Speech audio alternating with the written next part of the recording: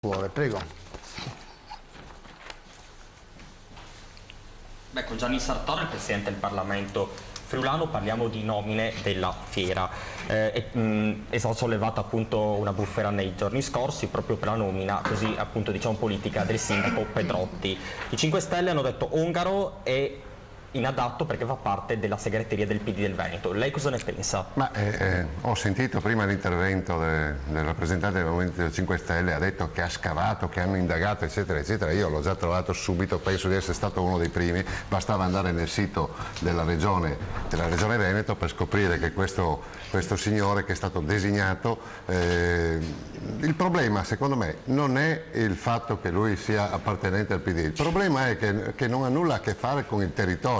Io credo che la provincia di Pordenone e Pordenone stessa, se vuole essere rilanciata, debba avere delle persone che siano spendibili, che siano legate al territorio, perché la funzione del Presidente è quella di fare un po' il marketing delle aziende, tenere i contatti tra le aziende e il territorio, promuovere i prodotti, eccetera, eccetera. Mentre l'amministratore delegato, vabbè, è di Milano, probabilmente a Pordenone non avevamo nessuno in grado di gestire una figura. Sì, è di qua, tanto bene, comunque lui sì, è bravo, sta ottenendo dei risultati, è capace.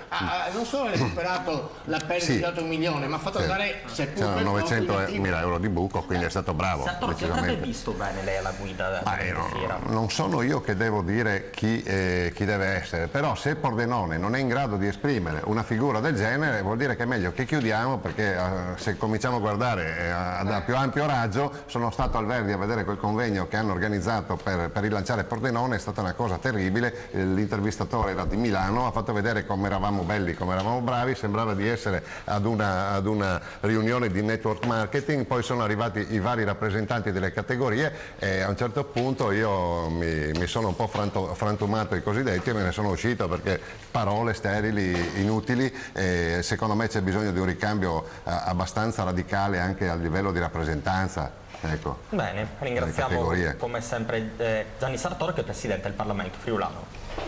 Bene, allora